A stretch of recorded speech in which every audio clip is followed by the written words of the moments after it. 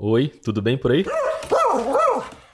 Ó, pronto, se você clicou nesse episódio pra ouvir Biriba, tá pago, né? Esse aí é Biriba, real, oficial. Bom, se você não sabe quem é Biriba, você devia saber, mas beleza, daqui a pouco eu te conto. Vamos começar? Então vambora. O Vida de Jornalista tem o selo da Rádio Guarda-Chuva. Jornalismo para quem gosta de ouvir.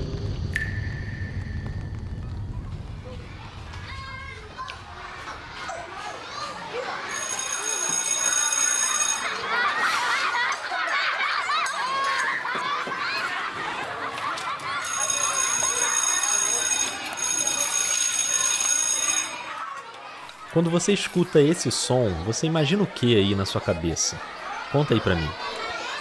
Provavelmente você pensou em crianças brincando, correndo, numa escola. Aquela campainha de recreio deu uma pista, né? Mas é isso mesmo, essa é uma escola de verdade, na Tailândia. Uma escola que eu achei na internet.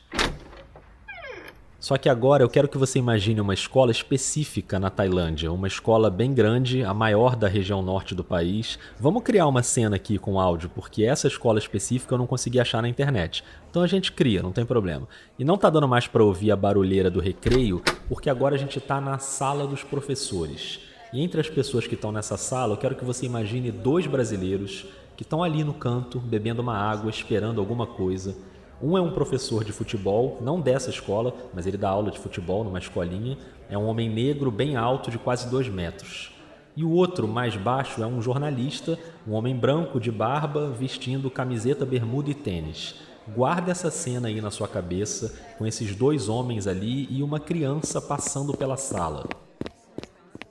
A gente vai atravessar boa parte desse episódio para chegar nessa cena. E presta atenção, porque no meio do caminho vai ter uma pista do que rolou ali. Mas vamos sair da sala, porque você não precisa pensar nisso agora. Nesse início eu só queria que você imaginasse as crianças. E a gente quase sempre imagina crianças e adolescentes nessas situações, né? De brincadeira, de diversão. Só que hoje, já que eu citei a Tailândia, e como você já deve ter lido o título desse episódio, talvez você já tenha pensado em crianças num cenário que deveria ser de diversão, de passeio, mas acabou virando um drama que mobilizou um país inteiro e gente de todos os cantos do planeta. How many of you? 13. Brilliant. Como a gente está falando de sons, talvez esse áudio aí e esse efeito aqui na minha voz agora, talvez isso te ajude a imaginar para onde eu vou te levar hoje.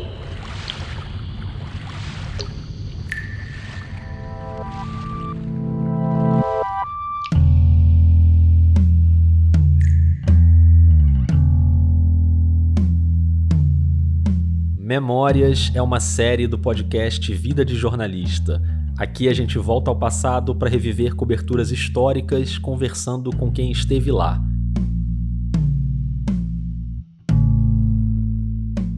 No episódio de hoje, um passado recente, em 2018, com o resgate dos meninos da caverna na Tailândia.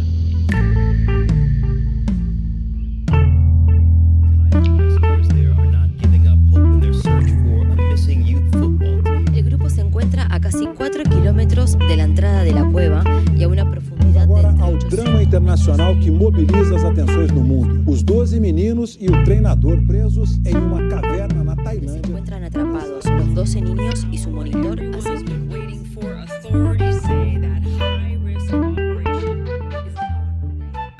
Eu sou o Rodrigo Alves e esse é um episódio de Rodrigos.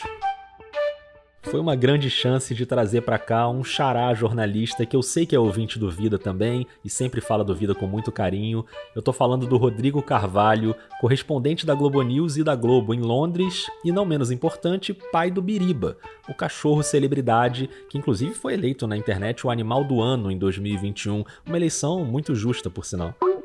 Fala, Rodrigo. Fala, Rodrigo, tudo bom? Beleza? Tudo E aí, certo cara? por aí. Biriba infelizmente não estava na tela quando a gente fez a gravação, mas foi uma honra bater esse papo com o Rodrigo, que eu já admirava há muito tempo. E obrigado pelo convite, cara. Você sabe que eu Imagina, gosto cara. muito e tô feliz da vida aqui. Obrigado mesmo. O Rodrigo tem uma bagagem no jornalismo que na época da faculdade ninguém imagina que vai ter. A bagagem de cobrir resgates dramáticos embaixo da terra. Com 1 ano de formado, ele se formou ali no 2º semestre de 2009, aí em outubro de 2010 ele cobriu no Chile o resgate dos 33 trabalhadores que ficaram 69 dias presos na mina San José, no deserto do Atacama, você lembra?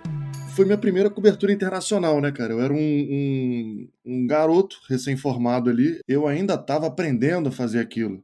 Como ainda estou aprendendo agora, esse nosso ofício, de fato, você está sempre ali, né, se cobrando. Eu era um repórter recém-formado, aprendendo, de fato, né, me colocar ao vivo. O número de mensagens de apoio e de incentivo às famílias dos mineiros só aumenta.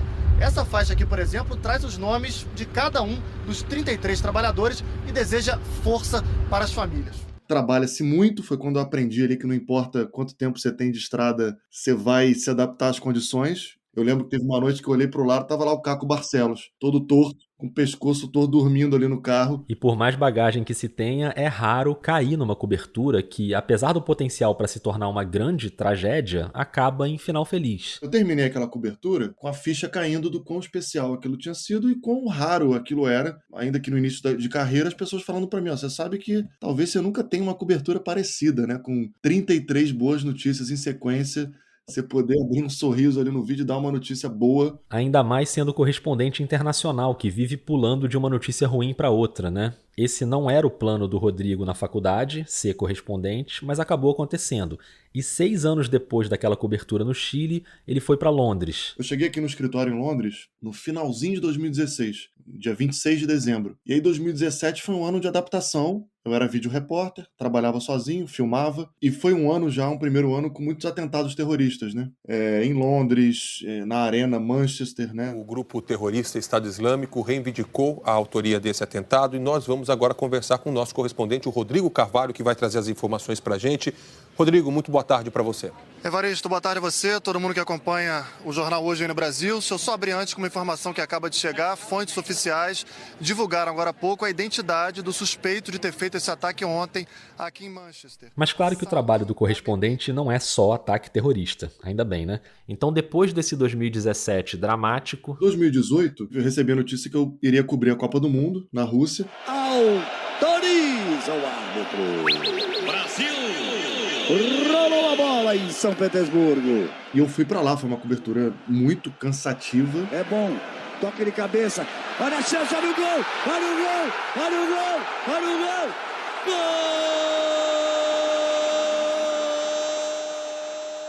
E a gente tava lá trabalhando a beça. Quando aconteceu uma coisa a 7.000 quilômetros de distância dali. Esse gol aí que você ouviu foi do Felipe Coutinho na primeira fase da Copa Brasil e Costa Rica numa sexta-feira, dia 22 de junho. Um dia depois, só que lá na Tailândia, rolou um treino de futebol de um time de adolescentes chamado Javalis Selvagens e uma mulher, mãe de um dos garotos, acionou as autoridades dizendo que o filho dela e outros adolescentes não tinham voltado para casa depois desse treino. Já era tarde da noite no sábado, estava todo mundo preocupado, a polícia começou as buscas e descobriu que eles estavam perdidos numa caverna. Mais especificamente em Tan Luang, um complexo de cavernas na província de Chiang Rai. Eram 12 garotos do Javalis Selvagens e um técnico do time. Eles entraram na caverna para comemorar o aniversário de um deles, mas choveu forte e a chuva alagou vários trechos estreitos da caverna, eles não conseguiram voltar. Essa notícia só foi ganhar repercussão nos dias seguintes. Houve só o Chico Pinheiro no Bom Dia Brasil, já na terça-feira, dia 26. Vamos falar agora no noticiário internacional de um drama de jovens na Tailândia. Mergulhadores de lá da Tailândia tentam resgatar um grupo de adolescentes que estão desde sábado presos numa caverna.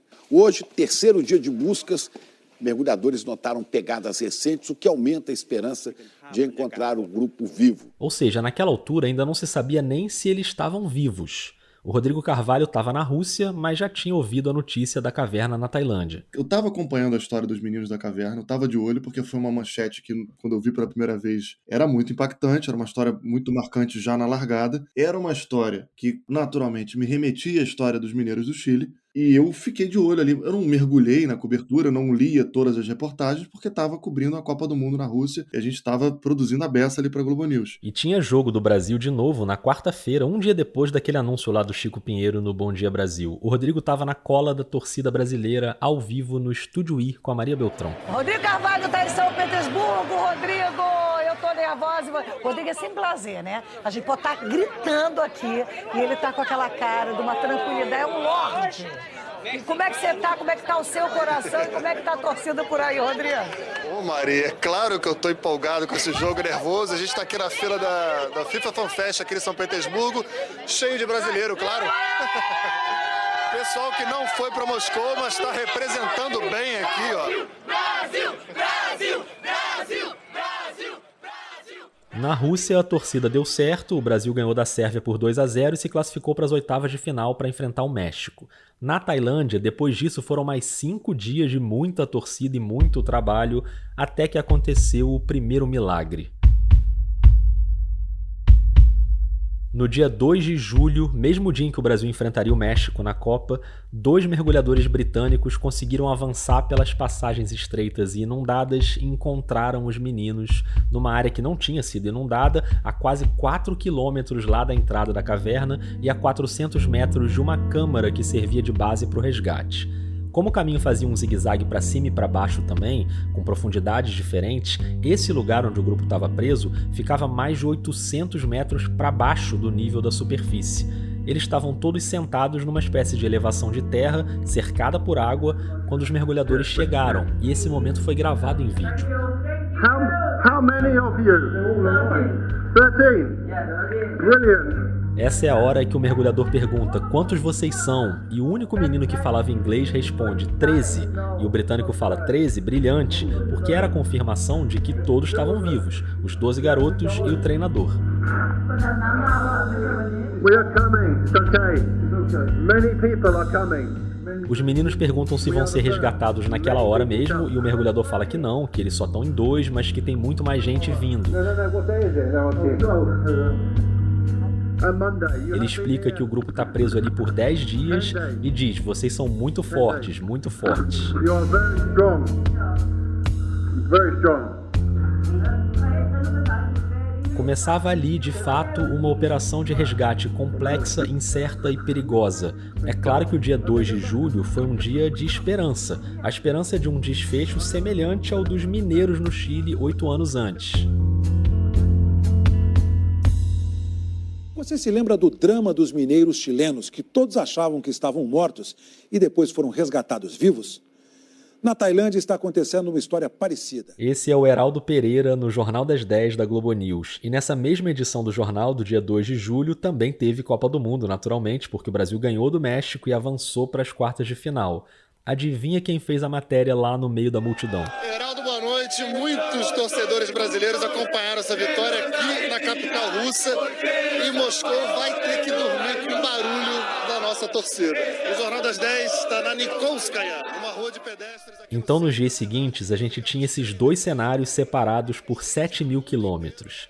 Na Rússia, o Brasil aguardava o confronto com a Bélgica nas quartas de final. E na Tailândia, os mergulhadores atravessavam o caminho estreito todo dia para levar até os meninos alimentos, remédios, mantas de aquecimento, e as autoridades iam avaliando a melhor maneira de tirar o pessoal lá de dentro. Porque, primeiro, nenhum garoto sabia nadar ou mergulhar, e não tinha como sair sem passar pelos trechos totalmente inundados, tinha que ser um de cada vez, tinha trecho tão estreito que era impossível passar com o cilindro de oxigênio preso nas costas, você tinha que tirar o cilindro. Sem falar no clima instável, com a ameaça de chuva, de mais inundação, era uma corrida contra o tempo. Lá na Tailândia está começando o 13º dia da operação de resgate dos 12 meninos e do treinador de futebol. Nenhum deles saiu da caverna. A Globo já tinha mandado para lá o Rodrigo Alvarez. Eu avisei que esse era um episódio de Rodrigos. Então já tinha uma cobertura intensa ali. E tinha muita gente do lado de fora da caverna se oferecendo para ajudar de alguma forma. O Heraldo Pereira chegou a conversar ao vivo com um brasileiro voluntário que conhecia um dos garotos. Eu converso agora com o brasileiro Bruno Ferreira, que mora há 6 anos na Tailândia, é voluntário, está próximo à caverna. Olá, Bruno, bom dia para você aí, boa noite para nós aqui. Eu gostaria de saber o seguinte, você conhece os meninos? Você conhece o treinador? Olá, Heraldo, boa noite. Sim, eu conheço um dos meninos que estão lá dentro, conheço ele muito bem. Esse menino que o Bruno conhece é o Adul, aquele que falou inglês com os mergulhadores, lembra? O Bruno já tinha dado aula de futebol para ele. E se agora você lembrou daquela cena lá no comecinho, na escola, na sala dos professores... Sim, era o Bruno, um dos brasileiros naquela sala. A gente ainda vai chegar nessa cena. Mas antes, a gente precisa chegar no dia 6 de julho, uma sexta-feira bem marcante, porque se o dia 2 tinha sido de alegria dupla, com os meninos sendo encontrados e o Brasil ganhando o jogo na Copa, o dia 6 foi de tristeza dupla. Vamos voltar no Heraldo Pereira, porque assim a gente tem uma boa ideia da evolução dessa cobertura. Por causa do fuso, o Jornal das 10 resumia o que tinha acontecido no dia e já era manhã no dia seguinte na Tailândia, então já dava para saber qual era a programação.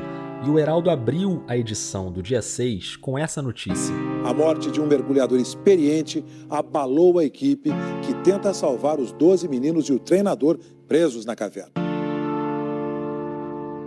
O Rodrigo Alvarez, que já estava lá cobrindo pela Globo, explicou que a chuva naquela sexta-feira ameaçava a operação, que o nível de oxigênio na caverna estava diminuindo. E além disso, o dia amanheceu com a notícia de uma tragédia.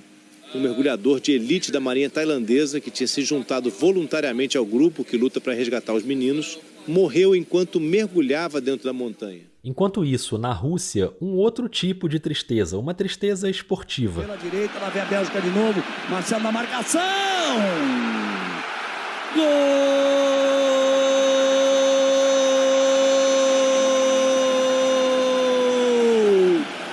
da Bélgica!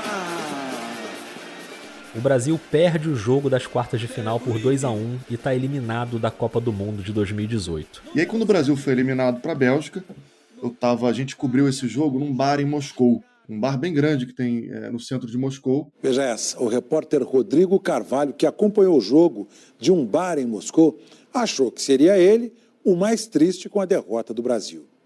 Engano. Nossa dor foi a dor do palestino mais brasileiro que você pode conhecer. Murad sofreu como nenhum outro brasileiro nesse bar em Moscou. Os 2 gols da Bélgica deixaram o cara transtornado. E eu já tinha despachado minha reportagem ali, que era aquela fossa do que foi aquele jogo ali, né, para a torcida brasileira em Moscou. E aí a gente estava relaxando ali, sem saber o que seria ali do futuro da equipe. A gente não sabia se sairia da Rússia, porque o Brasil está eliminado, acho que perde o interesse, vocês voltam, ou se a gente continuaria. Nem uma coisa, nem outra. Nem volta para Londres, nem continua na Rússia. E aí naquela mesma noite, o Dani Navarro, então coordenador da editoria de Inter da Globo News, me liga falando: olha, a gente está vendo a passagem aqui para você e o Pedro Machado, cinegrafista, irem para Tailândia amanhã de manhã. Isso era, Rodrigo, sei lá, era 11 da noite em Moscou, e o voo seria 6 da manhã. Então ali eu já me preparei ali, já entendi que o esquema vai ser especialmente doido. Ali começou uma maratona para sair de Moscou e chegar em Shanghai. Mas tinha uma expectativa ali para se daria certo ou não, porque para entrar na Tailândia tem que ter comprovante de vacinação de febre amarela. E eu não ando com meu comprovante de vacinação de febre amarela por aí. Tava aqui em casa em Londres. Então essas primeiras horas da madrugada foram para checar se uma cópia do comprovante seria o suficiente.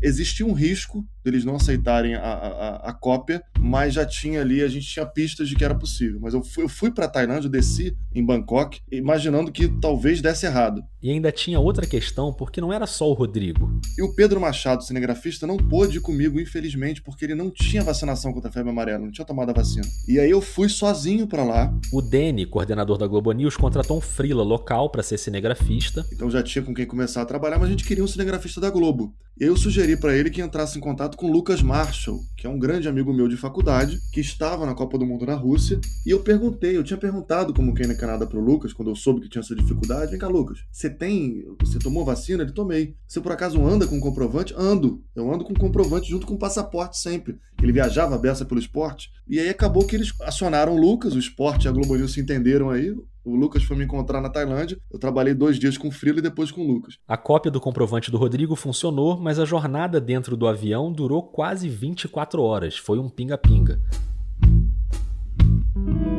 Moscou, Catar, Bangkok, Chiang Rai, que era a província dos meninos da caverna. E sem tempo para arrumar a logística direito. Eu fui direto com a mala da Copa do Mundo, né? Com o uniforme de Copa do Mundo, uma outra roupa ali, diferente do uniforme, e vambora. Além de pensar na roupa, ele precisava pensar na pesquisa também, porque ele estava na Copa do Mundo e ia cair dentro de uma cobertura complexa que já estava em andamento.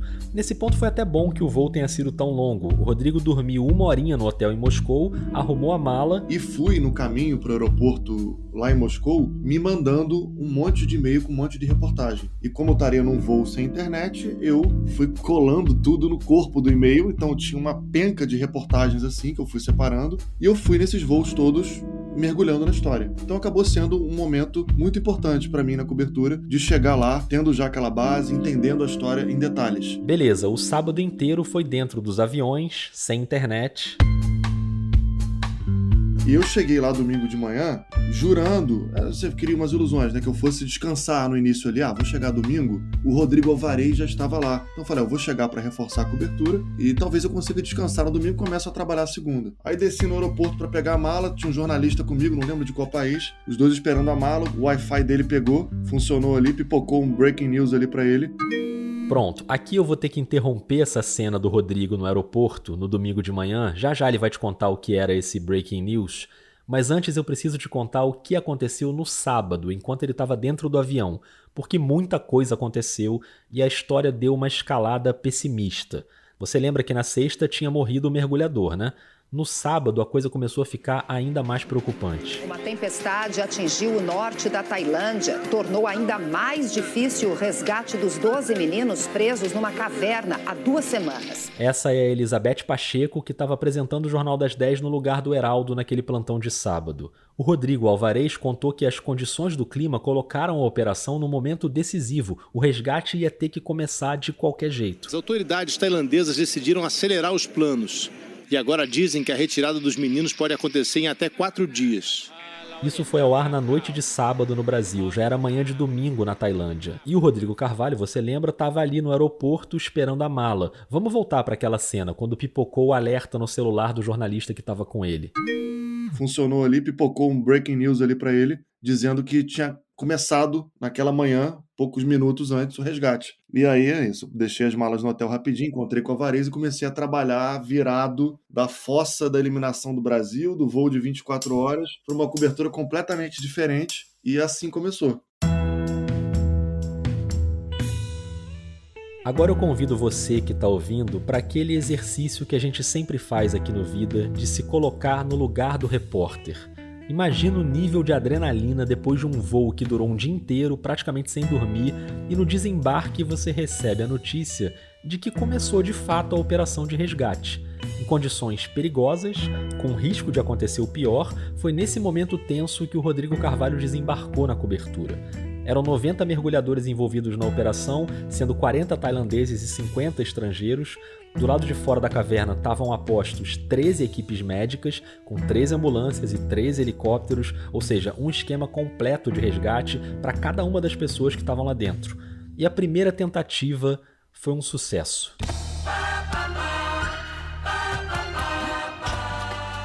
Essa é a vinheta do Esporte Espetacular no domingo de manhã, porque o Rodrigo fez uma entrada ao vivo ali. Ele estava em frente ao hospital quando chegaram os 2 primeiros meninos que foram resgatados. É a melhor notícia possível desse início de operação.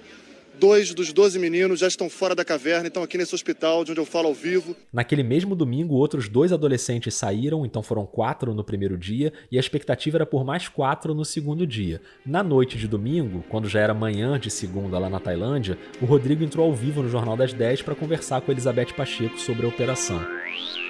Tudo bem, Beth? Boa noite para você, todo mundo que acompanha o Jornal das 10. A boa notícia é que o tempo tá bom, pelo menos nesse início de manhã por aqui.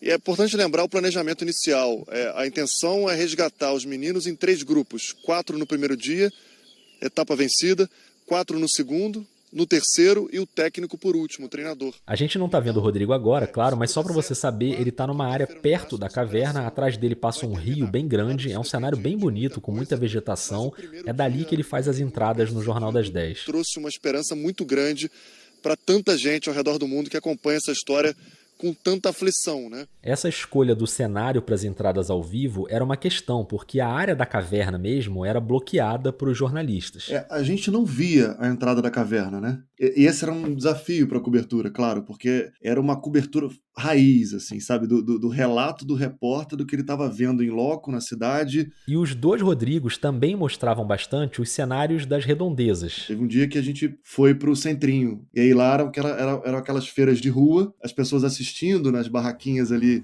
aquela TVzinha de tubo, e aquele barulho de moto, muita moto lá, né, lambretinha, e aqueles... Como é que é o nome mesmo dessa...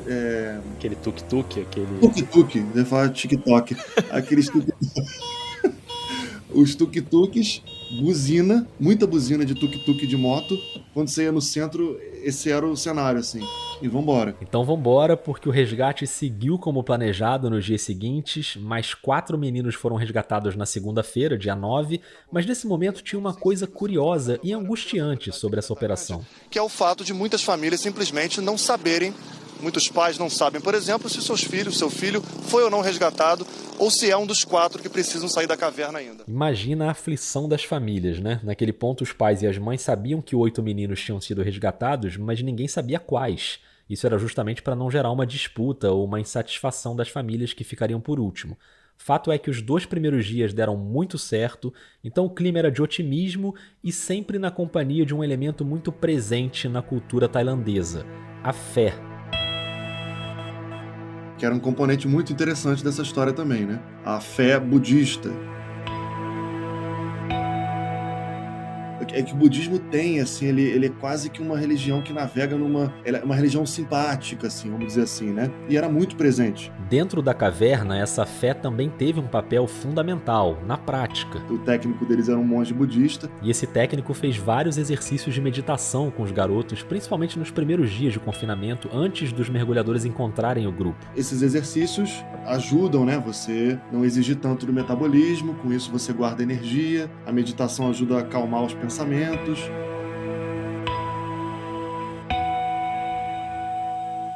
Esse espírito de um ajudar o outro também se espalhava do lado de fora numa rede de solidariedade impressionante. Cara, pra mim, essa mobilização e essa solidariedade das pessoas é a maior memória que eu carrego, assim, sem dúvida. Porque isso me vem com cenas e isso me vem com uma sensação boa demais, sabe? Então vamos tentar levar quem tá ouvindo agora o episódio pra dentro dessas cenas por meio desses pequenos gestos.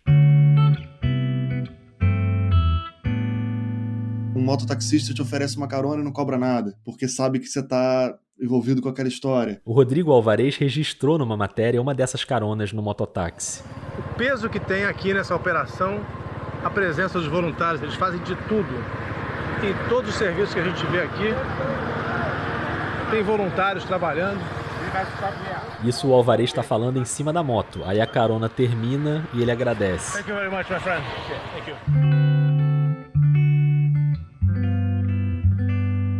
Pessoal que viajou de vários lugares para cozinhar de graça para as pessoas que estavam ali participando de alguma forma. Essa família dirigiu 11 horas de Bangkok para preparar comida para quem tivesse com fome.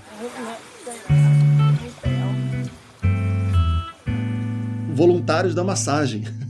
Eu não usei esse serviço lá, mas tinham voluntários da massagem à disposição ali das famílias, das equipes de resgate. Era muita gente trabalhando na área da caverna, quase 1000 pessoas.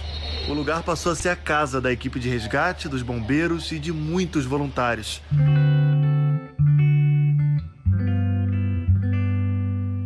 Mergulhadores especialistas em resgate em caverna, quantos são no mundo que já tem uma experiência de resgate em caverna? Pouquíssimos. E britânicos foram para lá, japoneses foram para lá, e foram para lá sem serem convocados oficialmente. Tiraram o dinheiro do próprio bolso e foram para lá. Existe uma rede, eles se conhecem, e criou-se ali uma rede de mergulhadores, voluntários também, que foram para lá e toda essa mobilização que fez esse resgate acontecer no fim das contas. Então vamos para o terceiro dia de resgate, a terça-feira, dia 10 de julho de 2018, quando finalmente veio a grande notícia. E o mundo respira aliviado. Essa é a querida Aline Midley, no Edição das 10 de manhã. Ela tá ao lado da Raquel Novaes e elas vão chamar o Rodrigo para contar o desfecho dessa história. Terminou o drama dos 12 meninos e do treinador deles que ficaram mais de 2 semanas presos em uma caverna. Os nossos enviados especiais à Tailândia, Rodrigo Carvalho e Lucas Marshall,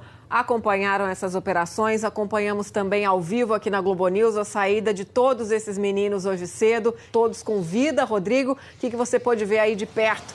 Gente, ótimo dia para vocês, já final de noite aqui na Tailândia. Vocês podem imaginar a noite especial que esse lugar aqui viveu. Eu falo ao vivo aqui em frente ao hospital, a gente não tem ainda informação, não está certo ainda, não está claro se os meninos que foram resgatados por último e o treinador também já chegaram aqui. Na dúvida, tem muita gente de plantão na porta do hospital, não só jornalistas. E é lógico que pouco depois disso, o Rodrigo testemunha ao vivo o momento em que a ambulância chega com os garotos. Chega agora a ambulância escoltada aqui no norte da Tailândia por aplauso desses moradores que estão vibrando tanto com essa notícia, assim como o mundo inteiro. Nesse momento, o Rodrigo entrevistou as pessoas que estavam ali na expectativa, todo mundo feliz. E aí tem uma outra questão para um repórter brasileiro fazendo essa cobertura, a questão do idioma. Que é basicamente o desafio de você ter que entrevistar alguém. Você não fala tailandês, então eu tinha sempre um intérprete do meu lado, que no caso também era esse cinegrafista freela, que também era o motorista. Então você perde a oportunidade de fazer aquela pergunta no improviso, não é o ideal, mas você se adapta. E a adaptação mais incrível que o Rodrigo fez foi justamente nesse momento da chegada da ambulância, quando estava ali uma tailandesa com o seu filhinho no colo, com os outros filhos ali também, sorrindo, comemorando, e o Rodrigo fez com ela uma não entrevista. Essa mãe trouxe os filhos, está aqui desde cedo com os filhos. A gente não consegue se comunicar, só no olhar, mas eu estava aqui, estava fazendo imagem dela, ela jogando o menino pro alto, comemorando, em solidariedade à agonia que viveram esses pais nessas últimas 2 semanas. É uma cena linda, porque ela dá a mão pro Rodrigo, um olhando pro outro, os dois com um sorriso no rosto, e não importa se um não entende o que o outro fala, porque ali a palavra era o de menos. Cara, eu fiquei muito emocionado, assim, eu, Lucas. Falando no Lucas, aqui é sempre bom reforçar a importância do cinegrafista, né, do repórter cinematográfico. O Rodrigo faz questão de falar do Lucas Marshall o tempo inteiro. Estávamos nós dois ali em frente ao hospital, quando a gente recebeu a notícia. Era uma festa. Os jornalistas todos se entreolhando ali, vendo, pô, isso aqui é especial demais, né? Então fiquei emocionado, tem fotos aqui, eu e o Lucas com os olhos cheios d'água ali. Coisa linda, coisa linda, coisa linda. Fiz matéria ali pro Jornal Nacional da Noite. Nesses 18 dias e mais de 400 horas, o povo da Tailândia se comportou como se aqueles meninos fossem da família, de todas as famílias do país. A província de Chiang Rai vira agora a cidade dos meninos da caverna. O mundo todo olhou para cá, uma rara demonstração de solidariedade mundial. Esse país, religioso, de maioria budista, acha que o seu pensamento positivo no Brasil pode ter feito diferença. E quando eu cheguei no hotel, eu lembro que eu dei uma riada. Aquela extravasada ali de dar aquela choradinha assim, forte, sabe? Na cama do hotel ali do tipo, eita ferro, sabe? Que coisa boa sentir esse negócio. Eu lembro muito disso, assim, de mandar áudio, assim, pra minha mãe, sabe assim? Que tava lá vibrando, pra mim, tipo, pô, mãe, que coisa linda isso aqui, e ela, tô sentindo daqui, sabe? Assim, o Rodrigo foi encerrando aquela jornada maluca que emendou Rússia e Tailândia, Copa do Mundo e caverna, tava na hora do merecido descanso. Quer dizer, a não ser que o telefone toque de novo com alguém da Globo News falando, pode arrumar a mala que amanhã você vai, sei lá, pra China. Não. Ok, sem surpresas dessa vez, deu pra tirar uma boa folga em pleno verão europeu. Fui pra Grécia, curti praia na Grécia, então foi aquelas férias, assim, especiais ali, de relaxar pós-Copa, pós-cobertura dos meninos. Fomos eu e a Anne, minha esposa, pra Grécia. E Biriba, hein? Biriba foi pra Grécia também? Será? Cadê Biriba, que não apareceu nessa gravação em nenhum momento? Mas enfim, foco. Foco na Grécia. Essa só não foi uma viagem 100% pra relaxar. Porque nessa viagem eu tive que lidar com a grande questão se eu toparia ou não escrever um livro sobre essa história. Bom, e como nesse momento que eu tô gravando essa locução, o livro tá aqui do meu lado, na mesa, então significa que ele topou, né? Então essa viagem teve essa decisão, mas ainda na Grécia eu falei, vambora, vamos nessa.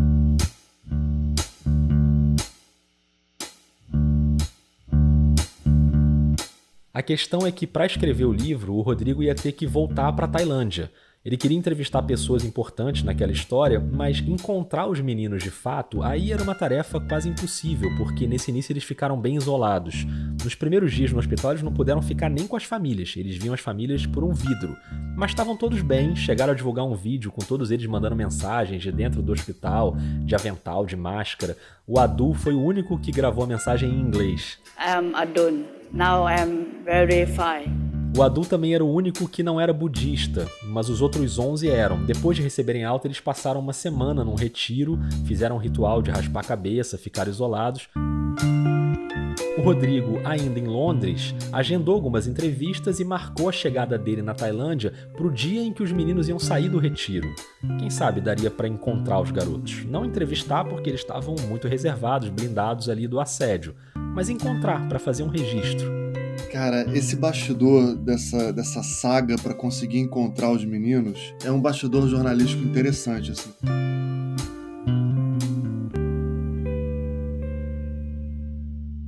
Então a primeira questão era como se aproximar dos meninos sem ser invasivo. Foi um conflito.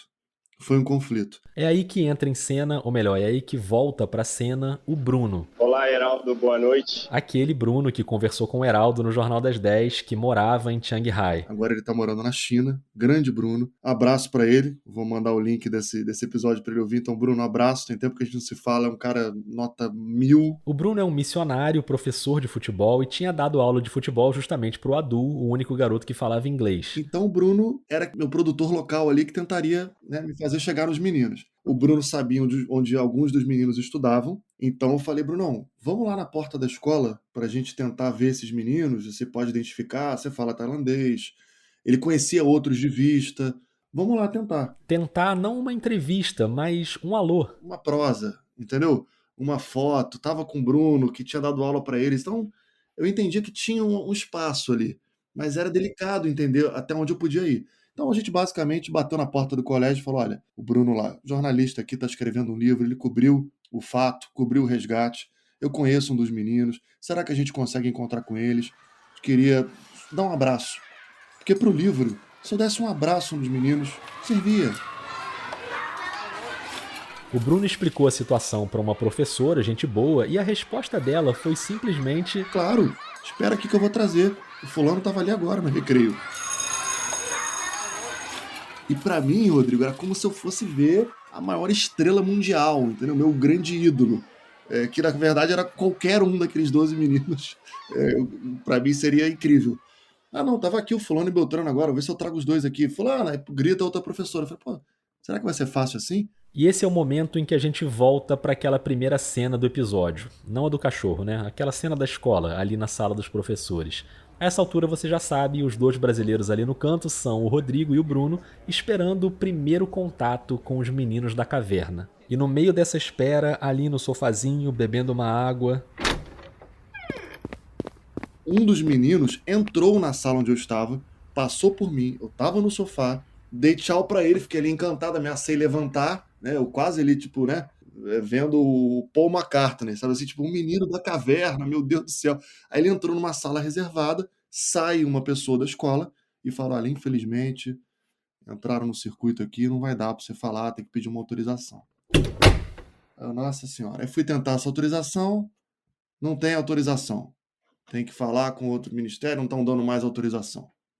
Você imagina a frustração do Rodrigo, né? Que chegou tão perto e acabou não rolando.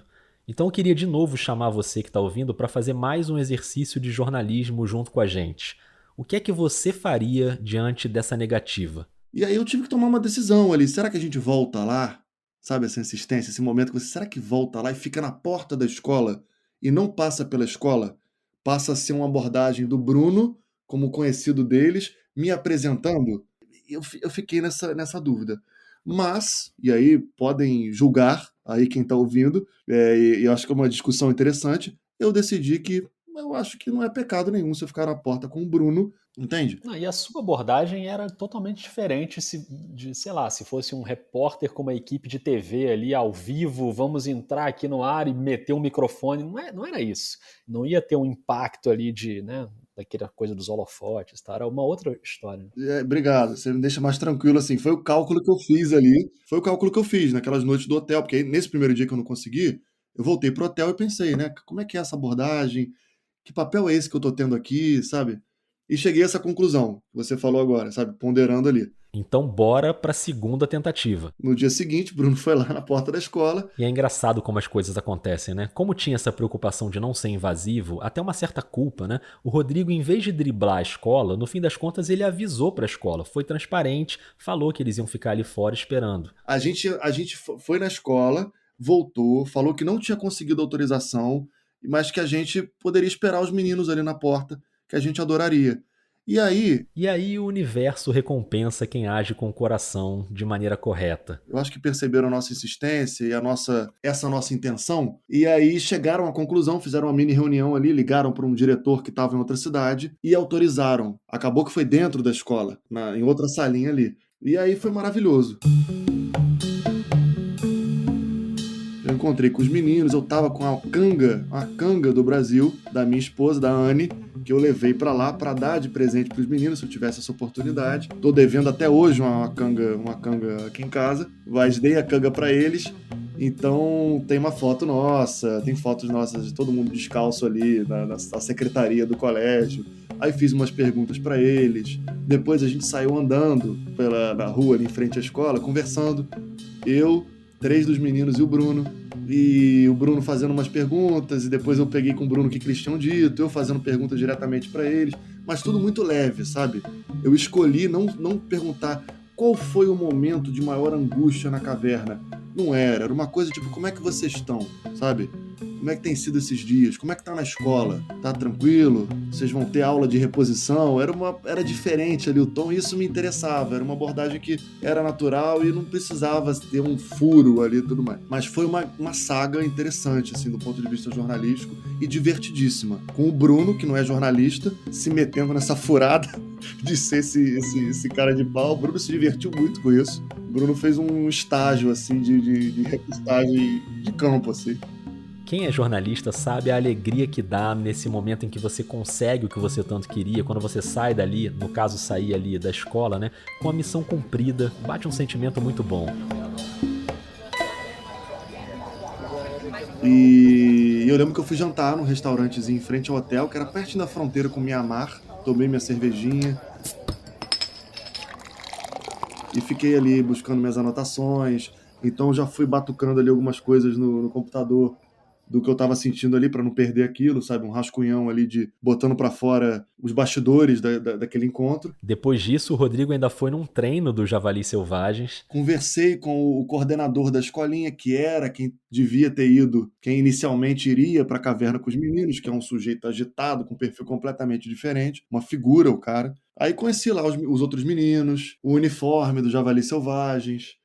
Fiquei na arquibancada ali com os pais, assistindo o treino. O técnico que foi pra caverna ainda não estava lá no treino, ele estava recolhido no templo, mas Rodrigo e Bruno foram lá no templo também. E fomos muito bem recebidos lá, e a gente encontrou o técnico também. A foto na contracapa do livro, sou eu, o técnico, e 1, 2, 3, 4, 5, 6 meninos da caverna. Que história, que história. Você que tá ouvindo, você acha que acabou, né? Pô, essa história já teve Copa do Mundo na Rússia, viagem às pressas, resgate milagroso, aí volta pra Tailândia pra escrever o livro, aí consegue encontrar os meninos, encontra o técnico, tá bom, né? Só que aí um dia eles foram até a caverna pra fazer uns registros. E aí, na volta, tá mandando ali pra pegar o carro, o Bruno chega e fala pra mim como se estivesse falando de uma bobagem, assim, algo trivial. Rodrigo, eu tô com uma missão aqui de ter que entregar uma carta que uma menina brasileira, acho que do Piauí, escreveu pros meninos da caverna, cara. Eu falei, como é que é? Você tá com uma carta? Ele, não, uma mulher me procurou no Facebook dizendo que a sobrinha dela tinha escrito uma carta. Tinha ficado muito emocionada e tinha escrito uma carta pros meninos da caverna. E a gente, no dia seguinte, iria encontrar o Abdul. Eu falei, Bruno, cadê essa carta? Eu vi a carta. Pô, Rodrigo, a carta é uma coisa linda. Então aqui aparece a última personagem da nossa história. É a Duda, uma menina de Salinas, uma comunidade quilombola no interior do Piauí, e encasquetou de escrever uma carta para os meninos, e escreveu, falou, tia Cristina, tu consegue fazer essa carta chegar nos garotos? Aí tia Cristina falou, minha filha, eu vou tentar aqui. A tia Cristina foi lá, aquela tia maravilhosa, botou no Facebook, grupos de brasileiros na Tailândia. A carta chegou no Bruno, o Bruno comentou com o Rodrigo, como quem não quer nada. E a gente imprimiu uma cópia da cartinha. E aquilo virou uma matéria para o Fantástico. Essa semana, o repórter Rodrigo Carvalho voltou à Tailândia para um encontro exclusivo.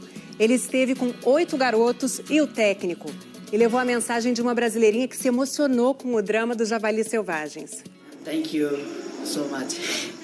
Thank you a lot. God bless you all. Esse é o Adu, de 14 anos. O Fantástico é o primeiro programa de... O Fantástico acionou a equipe da TV local, em Teresina, A quase 400 quilômetros de Teresina, bem no meio do Piauí, tem um povoado, Salinas. E nesse povoado mora a Maria Eduarda, a Duda, de 8 anos. Aqui quase não... Quem fez a matéria com a Duda no Piauí foi a repórter Neyara Pinheiro. Entrevistou a Duda. Eu fiquei muito preocupada, eu estava para que eles saíssem com vida e... O que você queria com essa carta? Queria que chegasse lá, que eles lessem e soubessem que eu estava torcendo para eles. Esse choro é de felicidade? É. E o Rodrigo entrega a cartinha pro Adu. Pronto, mensagem entregue em mãos. Maria Eduarda. O menino adorou. Treinou bastante o nome da nova amiga. Maria Eduarda. Maria Eduarda. Eduarda. E do jeitinho dele, agradeceu de coração. Alô, Maria Eduarda. A menina do Piauí agora gosta mais ainda do menino da caverna. Obrigado, eu também estou muito feliz. Beijos da Maria Eduarda. E foi uma história muito especial. Eu sou doido pra ir lá em Salinas, conhecer a tia Cristina, conhecer a Duda, conhecer a família toda. Pronto, tá aí uma próxima viagem. Quem sabe pra gente tratar num próximo episódio aqui do Vida, né? É pra isso que serve essa série, pra gente registrar as memórias. E isso é bom demais, ter essa memória. É bom demais poder contar essa história, porque eu que me vejo frequentemente mergulhado nesse baixo astral que a gente vive, político e de uma descrença, né? É muito bom ter essa memória. É muito bom. Eu só posso agradecer demais ao Rodrigo Carvalho por ter dividido essa experiência com a gente e obrigado também pelo carinho de sempre com o Vida. Um prazer, cara. Eu adoro falar dessa história. Adorei o papo. Obrigado mais uma vez pelo convite e bons episódios. Estou sempre ouvindo, sempre recomendando e parabéns pelo trabalho. Valeu mesmo pelo espaço aqui, pelo convite. Esse foi o segundo episódio da leva de 2022 da série Memórias, mas se eu fosse você eu ficaria aqui até o fim dos créditos, só uma dica, né? Não sei, você que sabe.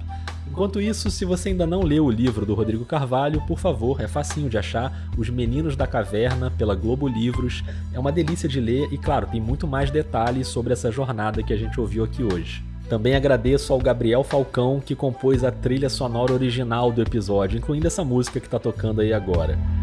Eu sou o Rodrigo Alves e, tirando a trilha, eu fiz todo o resto da produção. A pauta, a entrevista, o roteiro, a apresentação, a montagem, a sonorização, já até decorei essas funções todas aí pra falar. E você sabe que isso toma tempo, toma dinheiro, então eu sempre reforço que se você gosta do Vida, se você confia no meu trabalho, o apoio com um dos planos mensais é fundamental para que o podcast continue existindo. É só buscar por Vida de Jornalista no Catarse, no PicPay ou na Aurelo. Ou pelo Pix, que é o e-mail podcastvidadejornalista@gmail.com, dá para fazer doações pontuais. Na descrição do episódio tem o link para transcrição completa lá na página da Aurelo. Então, se você conhece alguém que pode se interessar, mas tem alguma deficiência auditiva, pode indicar porque dá para consumir o conteúdo em texto também. O Vida faz parte da Rádio Guarda-Chuva, ao lado dos incríveis Finitude, Põe na Estante, Rádio Escafandro, Dissidentes, Afluente, Pauta Pública. Essa lista eu também já decorei, adoro todos. Segue a @guardachuvapod nas redes. Segue também a @vida_jornalista. Se você ouve no Spotify ou na Apple, dá para avaliar o podcast com as estrelinhas. Isso também é muito importante. E claro, compartilhe o episódio por aí, me conta o que você achou. Eu vou nessa e pela primeira vez aqui no Vida eu deixo você com uma breve e deliciosa cena pós-créditos. Porque eu sei que no fim das contas você deu play nesse episódio por causa do Biriba. O que houve, cara? O que houve, Biribinho? Vem cá. Senta aí. Cadê o bicho? Ah, e é isso aí, cara. É isso que o Brasil quer ouvir. Completamente feliz. Cadê o bicho? Ótimo. Então tá bom. Beijo.